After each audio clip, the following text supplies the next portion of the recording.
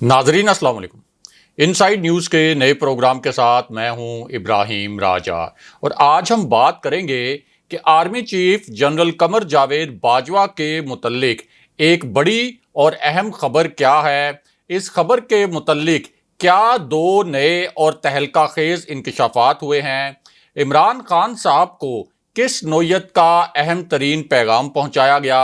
एक खातून रुकने असम्बली की वीडियो इस वक्त क्यों वायरल है। इमरान खान साहब ने अब क्या नया और धमाका खेज सरप्राइज दिया है और एक वजीर को शटअप कॉल किसने और क्यों दी। हमारे जिन दोस्तों ने अब तक हमारे चैनल को सब्सक्राइब नहीं किया उनसे हम कहेंगे कि हमारे चैनल को सब्सक्राइब कर लें ताकि उन्हें अहम मालूमात बर वक्त मिलती रहें। अब वापस आते हैं आज के मौजू पर, यानी army chief general Qamar Javed Bajwa के मुतल्लिक एक बहुत बड़ी और अहम खबर क्या है और एक वजीर को शटअप कॉल किसने दी। सबसे पहले आपको एक खातून रुकने असेंबली की वीडियो की कहानी सुनाते हैं। ये वीडियो इस वक्त बहुत तेजी से फैल रही है। इस वीडियो का ताल्लुक हमजा शहबाज से भी है, इसी वीडियो का ताल्लुक शहबाज शरीफ से भी है। ये वीडियो इस वक्त सोशल मीडिया प्लेटफॉर्म्स पर वायरल है। इस वीडियो को सोशल मीडिया प्लेटफॉर्म्स यानी फेसबुक, ट्विटर और इंस्टाग्राम पर 30 लाख से जायद मरतबा देखा जा चुका है। इसी वीडियो को 4 लाख से जायद मरतबा शेयर किया गया है और इस वीडियो पर 2 लाख से जायद मरतबा कमेंट्स किए गए हैं और इस वीडियो के मनाजिर इंतहाई तकलीफदेह हैं। इस एक वीडियो ने पूरी कौम को अफसुर्दा करके रख दिया है और ये वीडियो असल में एक खौफनाक वीडियो का तसलसल है, यानी पहले आने वाली एक वीडियो के बाद अब ये नई वीडियो आई है और इस वीडियो के पहले वाले हिस्से में चंद किरदार देखे जा सकते थे। ये किरदार सीसीटीवी फुटेज में भी नजर आए। बाद में इन किरदारों को पहचान भी लिया गया और इन किरदारों का ताल्लुक हमजा शहबाज से है। अब इस मामले पर जो 2 वीडियो सामने आई, इनमें से पहली वीडियो में ये देखा जा सकता था कि पीटीआई की रुकने पंजाब असेंबली आसिया अमजद पर पंजाब असेंबली के अंदर पुलिस ने बदतरीन तशद्दुद किया। लेकिन अब एक नहायत ही तकलीफदेह और ताज़ा तरीन वीडियो और तस्वीर भी सामने आ गई है और ये तस्वीर और वीडियो हॉस्पिटल से सामने आई है और अब पता ये चला है कि आसिया अमजद पर इतना तशद्दुद किया गया कि वो कोमा में चली गई हैं। पिछले 36 घंटे से आसिया अमजद वेंटिलेटर पर हैं और डॉक्टर्स का कहना है कि उनके दिमाग में खून जम गया है, यानी इतना ज़्यादा उन पर तशद्दुद किया गया। बहरहाल अब बात करते हैं कि army chief general Qamar Javed Bajwa के मुतल्लिक बहुत बड़ी खबर क्या है और मुख्तसरन आपको ये भी बताते हैं कि इम्पोर्टेड हुकूमत के एक वजीर को फौज की जानिब से शटअप कॉल कैसे मिली और इस शटअप कॉल पर शहबाज शरीफ किस तरह से भीगी बिल्ली बनकर रह गए। तो इशू ये है कि अब शहबाज शरीफ के मुतल्लिक एक बहुत ही पुरअसरार नोयत का मामला सामने आया है। पहले इस मामले को दबा लिया गया था, पहले इस मामले को खुफिया रखा गया था और इस मामले को खुफिया रखने की 3 बड़ी मखसूस किस्म की वजूहात भी थी। लेकिन अब इस हवाले से जो अंदर की खबर है और इस मामले पर जो अंदर की खबर है वो लीक हो गई है और इस अंदर की खबर ने शहबाज शरीफ पर बिजलियां गिरा दी हैं और वो इस तरह कि फौज ने असल में शहबाज शरीफ को एक इंतहाई सख्त नोयत का पैगाम भिजवाया है और इस मामले की अब बाज़ाब्ता तौर पर पहली मरतबा तस्दीक भी की गई है और ये जो पैगाम है ये एक मुमकिना वजीर के मुतल्लिक भिजवाया गया और फिर इसी इशू पर एक धमाका खेज पेशरफ्त भी हो गई। पहले इस रुकने असेंबली का नाम वफाकी वज़रा की फहरिस्त में शामिल किया गया था। ये फहरिस्त ऐवान सदर भिजवानी होती है ताकि ऐवान सदर में वफाकी काबीना की हलफ बर्दारी के इंतजामात किए जाएं और पहली जो फहरिस्त भेजी गई थी उसमें इस रुकने कौमी असेंबली का नाम शामिल था कि इसको वजीर बनाया जाएगा। लेकिन پھر شہباز شریف کو اچانک ایک سخت ترین پیغام پہنچایا گیا اور شہباز شریف کو چاروں ناچار اس رکن قومی اسمبلی کا نام وزراء کی فہرست سے نکالنا پڑا، اور وہ اس لیے کہ اس رکن اسمبلی نے یعنی محسن داوڑ نے جو امپورٹڈ حکومت کا اس وقت حصہ ہیں، انہوں نے قومی اسمبلی میں پاک فوج کے خلاف ایک انتہائی جارحانہ تقریر کر دی، پاک فوج پر سنگین الزامات عائد کر دیے، اور یہ امپورٹڈ حکومت ایسے ریاست مخالف عناصر کو وزیر بنانے جا رہی تھی، لیکن آخری وقت پر فوج کی جو شٹ اپ کال آئی اس کی وجہ سے کابینہ کی فہرست سے محسن داوڑ کا نام نکالنا پڑا۔ لیکن یہاں ایک تہلکہ خیز خبر اور بھی ہے، اور وہ خبر یہ ہے کہ بی این پی مینگل کی جانب سے آغا حسن بلوچ کو وزیر بنانے کا فیصلہ کیا گیا تھا، بی این پی نے ان کا نام دیا تھا، لیکن اب اختر مینگل نے بھی فوج کے خلاف موقف اپناتے ہوئے کابینہ میں شمولیت کا فیصلہ واپس لے لیا ہے، جبکہ اے این پی اور جے یو آئی کے درمیان بھی بڑی ہی شدید قسم کی لڑائی شروع ہو گئی ہے،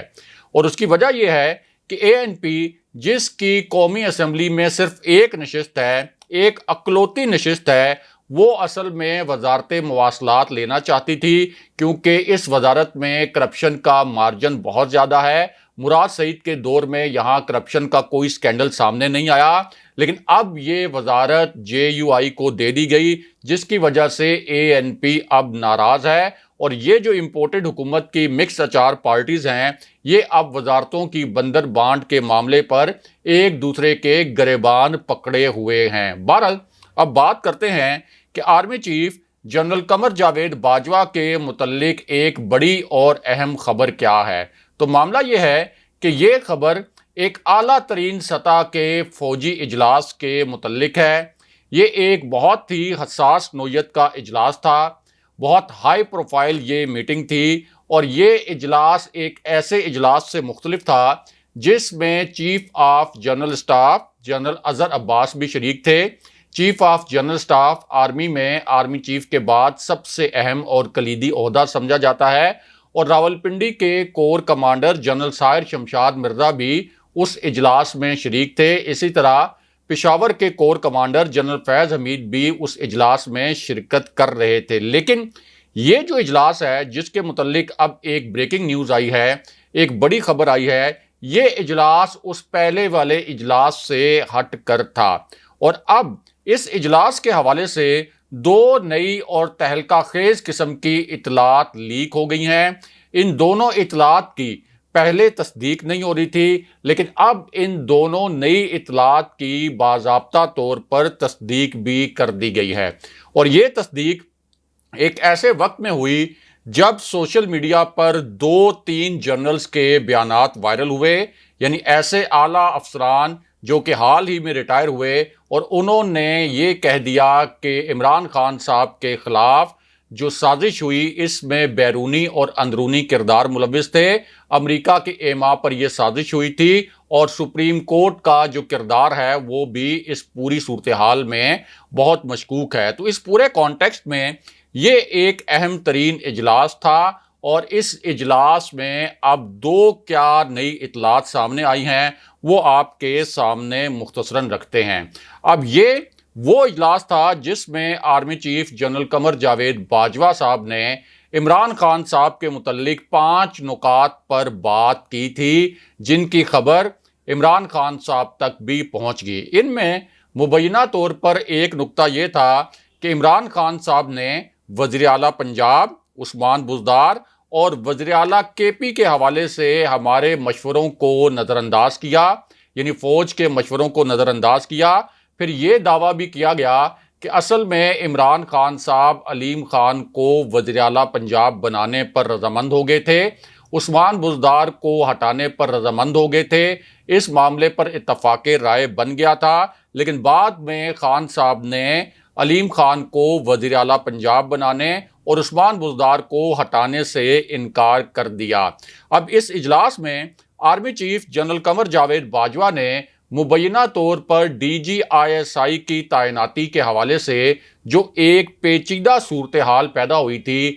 اس پر بھی 2-3 گلے شکوے کیے اور مبینہ طور پر یہ کہا کہ DGISI کی تعیناتی میں جو تاخیر تھی وہ بھی اصل میں عمران خان صاحب کی وجہ سے ہوئی، اور 6 ماہ پہلے میں نے ان سے درخواست کی تھی کہ جنرل فیض حمید کو پشاور کا کور کمانڈر لگایا جائے، لیکن خان صاحب نے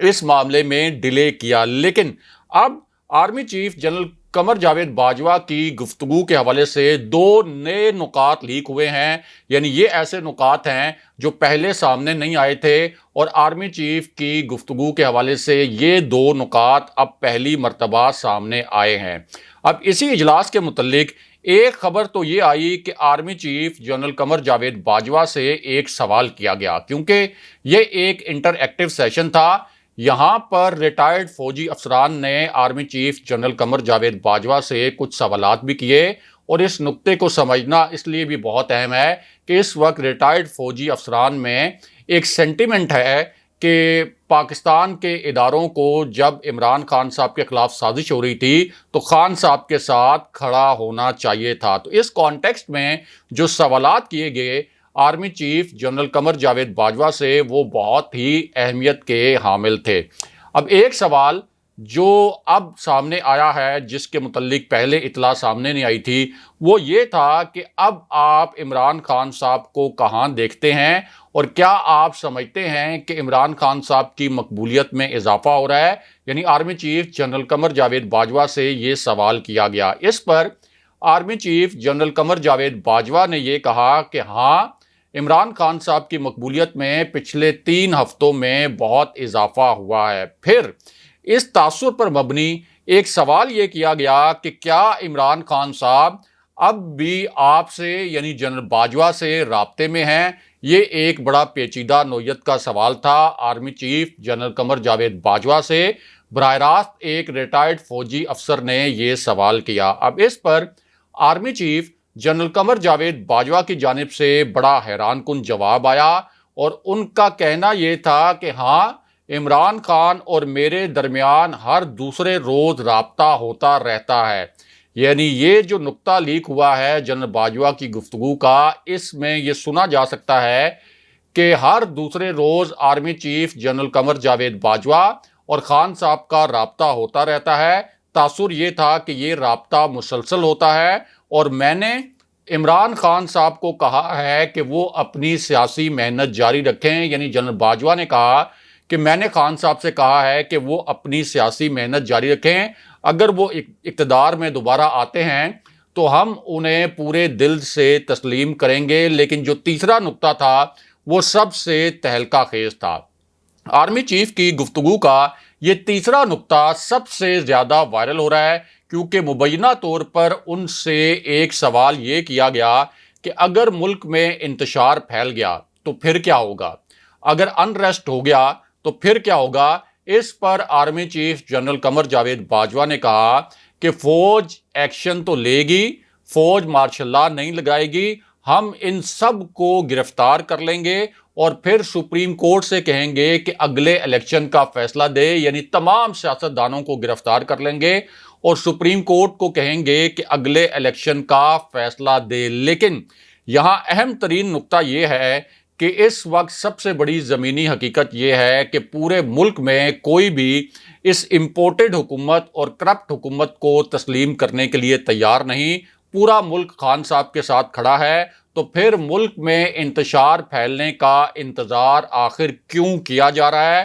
اور جب انتشار پھیلنے کے بعد بھی الیکشن ہی کروانا ہے تو پھر انتشار سے پہلے الیکشن کیوں نہیں کروایا جاتا؟ لیکن یہاں عمران خان صاحب کے متعلق ایک تہلکہ خیز خبر اور بھی ہے، اور یہ جو خبر ہے یہ اصل میں عمران خان صاحب کے ایک نئے اور دھماکہ خیز قسم کے سرپرائز کے متعلق ہے، اور یہ خبر ایک ایسے وقت میں آئی جب جنرل قمر جاوید باجوہ کی جانب سے کی گئی باتیں خان صاحب تک بھی پہنچ گئیں۔ انہوں نے خود بھی بتایا کہ جنرل باجوہ نے میرے بارے میں جو گفتگو کی، مجھے اس حوالے سے تمام باتیں میرے علم میں ہیں، اور اب خان صاحب نے بھی ایک تہلکہ خیز اعلان کر دیا ہے۔ اس اعلان کے جو 3 اہم ترین نکات ہیں وہ تینوں نکات مختصراً آپ کے سامنے رکھتے ہیں۔ ایک تو عمران خان صاحب کا پہلا نقطہ یہ تھا کہ میں مینار پاکستان پر جلسہ